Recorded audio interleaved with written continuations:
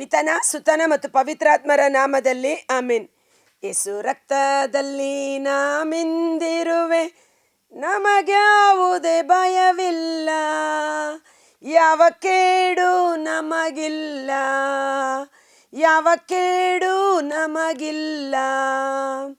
ಪ್ರಭು ಕ್ರಿಸ್ತರಲ್ಲಿ ಆತ್ಮೀಯ ಸಹೋದರ ಸಹೋದರಿಯರೇ, ಈ ದಿನದ ಮುಂಜಾನೆಯ ಜೀವಸ್ವರ ಆದಿಕಾಂಡ 8ನೇ ಅಧ್ಯಾಯ ವಚನ 20-21. ಕಳೆದ 2 ದಿನಗಳಿಂದ ರಕ್ತ, ಒಂದು ಕುರಿಮರಿಯ ರಕ್ತ ಮತ್ತು ಯೇಸುವಿನ ರಕ್ತ ಎಂಬುದರ ಬಗ್ಗೆ ನಾವು ಧ್ಯಾನಿಸುತ್ತಾ ಬಂದೆವು. ಈ ದಿನ ನಾವು ನೋಡುವ ವಿಶೇಷತೆ ಏನೆಂದರೆ, ದ ಬ್ಲಡ್ ಲೈನ್, ರಕ್ತ ಹೇಗೆ ಕಾಲಕಾಲಕ್ಕೆ ಕಾರ್ಯ ಮಾಡುತ್ತಾ ಬಂದಿತು ಎಂಬುದಾಗಿ. ರಕ್ತವನ್ನು ಸುರಿಸುವ ಸ್ಥಳದಲ್ಲಿ ರಕ್ತದಿಂದ ದೋಷ ಪರಿಹರಿಸಲ್ಪಡುವಾಗ ದೇವರ ಮೆಚ್ಚುಗೆಗೆ ಪಾತ್ರರಾಗುತ್ತೇವೆ. ರಕ್ತ ಮತ್ತು ಒಡಂಬಡಿಕೆ ಇವೆರಡು ಸೈಮಲ್ಟೇನಿಯಸ್ಲಿ ಕಾರ್ಯ ಮಾಡ್ತಾ ಇರುತ್ತೆ, ಅಂದರೆ ಜೊತೆಯಾಗಿ ಕಾರ್ಯ ಮಾಡೋದನ್ನು ನಾವು ಈ ದಿನಗಳಲ್ಲಿ ನಾವು ನೋಡ್ತೇವೆ. ಮೊದಲನೆಯದಾಗಿ ಆದಿಕಾಂಡ 8 ವಚನ 20-21. ಬಲಿಯ ಅರ್ಪಣೆ, ಇದರ ಟೈಟಲ್. ನೋಹನು ಸರ್ವೇಶ್ವರ ಸ್ವಾಮಿಗೆ ಒಂದು ಬಲಿಪೀಠವನ್ನು ಕಟ್ಟಿದನು. ಶುದ್ಧವಾದ ಎಲ್ಲ ಪ್ರಾಣಿ ಪಕ್ಷಿಗಳಿಂದ ಆಯ್ದು ಆ ಪೀಠದ ಮೇಲೆ ದಹನ ಬಲಿಯನ್ನು ಅರ್ಪಿಸಿದನು. ನೋಹನು, ಇದರ ಹಿನ್ನೆಲೆ ಏನೆಂದರೆ ನಮಗೆಲ್ಲರಿಗೂ ಗೊತ್ತು. ನೋಹನ ಒಂದು ಚರಿತ್ರೆ, ಆದಿ ಜಗತ್ತು ಪಾಪ ಹೆಚ್ಚಾದಾಗ ದೇವರ ಕೋಪಾಗ್ನಿಗೆ ಜಗತ್ತು ಗುರಿಯಾಯಿತು. ದೇವರು ಕೋಪಗೊಂಡು ನೋಹನಿಗೆ ಹೇಳಿದರು.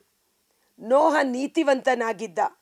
ಜಗತ್ತು ಎಷ್ಟೇ ಪಾಪಗಳಿಂದ ತುಂಬಿ ಹೋಗಿದ್ದರೂ ಸಹ ದೇವರ ಮಕ್ಕಳು ಸತ್ಪುರುಷರಾಗಿ ಜೀವಿಸಬೇಕೆಂಬುದು ನಮಗಿಲ್ಲಿ ಕಂಡುಬರುತ್ತದೆ.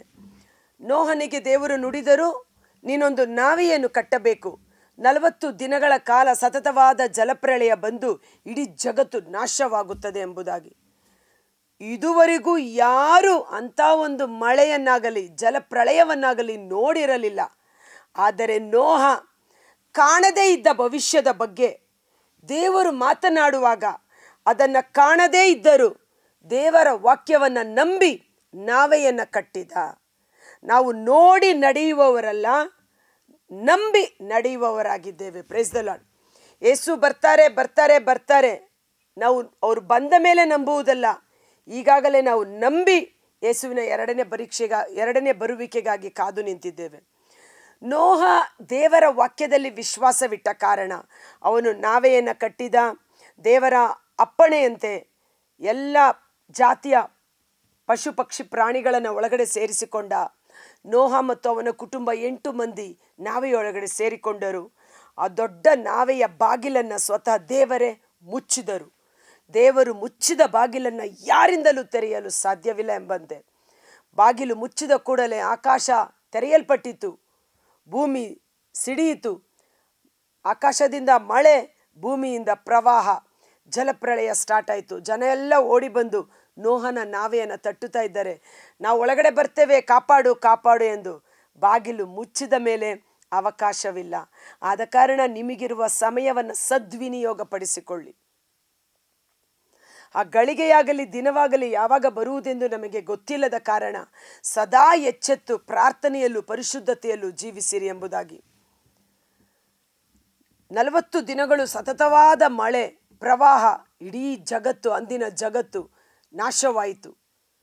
ಮಳೆ ನಿಂತ ಮೇಲೆ ನೋಹ ಬಾಗಿಲನ್ನು ತೆರೆದು ಹೊರಗಡೆ ಬರುವಾಗ ಮೊಟ್ಟ ಮೊದಲು ಮಾಡಿದ ಕೆಲಸ, ದೇವರ ಕೋಪಾಗ್ನಿಗೆ ಗುರಿಯಾಗಿ ಜಗತ್ತು ನಾಶವಾಗಿದ್ದನ್ನು ಕಣ್ಣಾರೆ ಕಂಡ ನೋಹ ದೇವರ ಕೋಪಾಗ್ನಿಯಿಂದ ತಪ್ಪಿಸಿಕೊಂಡು ದೇವರ ಕೃಪೆಗೆ, ದೈವಾನುಗ್ರಹಕ್ಕೆ ಪಾತ್ರನಾಗಬೇಕು ಮತ್ತು ಹೃದಯಾಂತರಾಳದಿಂದ ದೇವರಿಗೆ ಕೃತಜ್ಞತೆಯನ್ನು ಸಲ್ಲಿಸುವ ಸಲುವಾಗಿ ಅವನು ನಾವೆಯಿಂದ ಇಳಿದ ಕೂಡಲೇ ಮೊಟ್ಟ ಮೊದಲು ಮಾಡಿದ ಕೆಲಸ, ದೇವರಿಗಾಗಿ ಒಂದು ಬಲಿಪೀಠವನ್ನು ಕಟ್ಟಿ ಶುದ್ಧವಾದ ಶ್ರೇಷ್ಠವಾದ ಪ್ರಾಣಿಗಳನ್ನು ದೇವರಿಗೆ ಬಲಿಯಾಗಿ ಸಮರ್ಪಿಸಿದ. ಅದರ ಸುವಾಸನೆ ದೇವರ ಸನ್ನಿಧಾನಕ್ಕೆ ಏರಿ ಹೋಯಿತು. ಎಲ್ಲೆಲ್ಲಿ ರಕ್ತ ಸುರಿಸಲ್ಪಡುತ್ತದೋ, ಬಲಿ ಅರ್ಪಣೆ ಮಾಡುವ ಸ್ಥಳದಲ್ಲಿ ದೇವರು ಆ ಬಲಿಯನ್ನು ಮೆಚ್ಚಿಕೊಂಡಾಗ ನೋಹನೊಟ್ಟಿಗೆ ಒಂದು ಹೊಸ ಒಡಂಬಡಿಕೆಯನ್ನು ಮಾಡಿಕೊಳ್ಳುವುದನ್ನು ನಾವು ನೋಡುತ್ತೇವೆ. Price the lord. ಹಾಲೆಲೂಯ. ದೇವರ ಸನ್ನಿಧಾನದಲ್ಲಿ ಸುರಿಸಲ್ಪಟ್ಟ ರಕ್ತ, ಬಲಿ ಅಂದ್ರೇನು? ಒಂದು ಪ್ರಾಣಿಯನ್ನು ಬಲಿ ಕೊಟ್ಟು ಅದರ ರಕ್ತವನ್ನು ಸಿಂಪಡಿಸಿ ಹೋಮ ದಹನ ಬಲಿ ಅರ್ಪಿಸುವುದು. ಆ ವಾಕ್ಯ ಓದೋಣ. ಘಮಘಮಿಸುವ ಅದರ ಸುಗಂಧ ಸ್ವಾಮಿಯನ್ನು ಮುಟ್ಟಿತು. ನೋಡಿ, ಆ ಬಲಿ ಕಾಣಿಕೆ ಸರ್ವೇಶ್ವರನ ಸ್ವಾಮಿಯನ್ನ ಮುಟ್ಟಿತು. ಅವರು ಮನದಲ್ಲೇ ಹೀಗೆಂದುಕೊಂಡರು. ಇದು ನೀವು ಹಾಗೆ ಓದ್ಕೊಳ್ಳಿ. ಅವರು ಮನಸ್ಸಿನಲ್ಲಿ ಹೇಳಿಕೊಳ್ಳುತ್ತಾರೆ, ಇನ್ನು ಮೇಲೆ ನಾನು ಇಂಥ ಜಲಪ್ರಳಯವನ್ನು ತಂದು ಜಗತ್ತನ್ನು ನಾಶ ಮಾಡುವುದಿಲ್ಲ. ಬಿತ್ತನೆ, ಕೊಯ್ಲು, ಕಾಲಗಳು, ಋತುಗಳು, ಇದಕ್ಕೆ ಅಂತ್ಯವೇ ಇರುವುದಿಲ್ಲ ಎಂಬುದಾಗಿ ನೋಹನೊಟ್ಟಿಗೆ ಒಂದು ಹೊಸ ಒಡಂಬಡಿಕೆಯನ್ನು ಮಾಡಿಕೊಂಡು, ನೀವು ಮತ್ತು ನಿಮ್ಮ ಕುಟುಂಬ ಅಸಂಖ್ಯಾತವಾದ ಜನಸಂಖ್ಯೆ ಬೆಳೆಯಲಿ, ಭೂಮಿಯನ್ನು ವಶಪಡಿಸಿಕೊಳ್ಳಿರಿ, ಎಲ್ಲವುಗಳ ಮೇಲೆ ದೊರೆತನ ಮಾಡಿರಿ. ಇನ್ನು ಮೇಲೆ ನಾನು ಇಂಥ ಜಲಪ್ರಳಯವನ್ನು ತಂದು ನಾಶ ಮಾಡುವುದಿಲ್ಲ. ಇದು ನಿನಗೂ ನನಗೂ ಆದ ಒಡಂಬಡಿಕೆ. ಈ ಒಡಂಬಡಿಕೆಗೆ ಗುರುತು ಆಕಾಶದಲ್ಲಿ ಬರುವ ಕಾಮನ ಬಿಲ್ಲು ಎಂದು ಒಂದು ಕಾಮನ ಬಿಲ್ಲು ಆಕಾಶದಲ್ಲಿ ಪ್ರಪ್ರಥಮವಾಗಿ ಕಂಡು ಬಂದಿತು. ನೋಹನ ಕಾಣಿಕೆ ದೇವರ ಸನ್ನಿಧಾನವನ್ನು ಸೇರಿದಾಗ ದೇವರು ಆ ಸುಗಂಧ ವಾಸನೆಯನ್ನು ಮೆಚ್ಚಿ ಕೋಪದಿಂದ ಬಿಡುಗಡೆಯಾಗಿ ನೋಹ ಮತ್ತು ಅವನ ಸಂತತಿ ಸಂತಾನವನ್ನು ಆಶೀರ್ವದಿಸಿದರು. ಅದೇ ರೀತಿಯಲ್ಲಿ ಎಫೆಸದವರಿಗೆ ಬರೆದ ಪತ್ರ 5ನೇ ಅಧ್ಯಾಯ ವಚನ 1 ಮತ್ತು 2ರಲ್ಲಿ ನಾವು ನೋಡ್ತೇವೆ, ನೀವು ದೇವರ ಅಕ್ಕರೆಯ ಮಕ್ಕಳು, ನೀವು ಪ್ರೀತಿಯ ಮಕ್ಕಳು. ಸೊ ಎಲ್ಲೆಲ್ಲಿ ಬಲಿ ಅರ್ಪಣೆಯಾಗುತ್ತದೆ ಅಲ್ಲಿ ದೇವರು ಒಂದು ಒಡಂಬಡಿಕೆಯನ್ನು ಮಾಡಿಕೊಳ್ಳುವುದನ್ನು ನಾವು ನೋಡುತ್ತೇವೆ.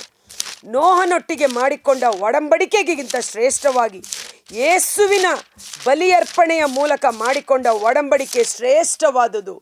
ನಾವು ಯೇಸುವಿನ ರಕ್ತದಿಂದ ಪ್ರತಿಷ್ಠಾಪಿಸಲ್ಪಟ್ಟ ಮಕ್ಕಳು.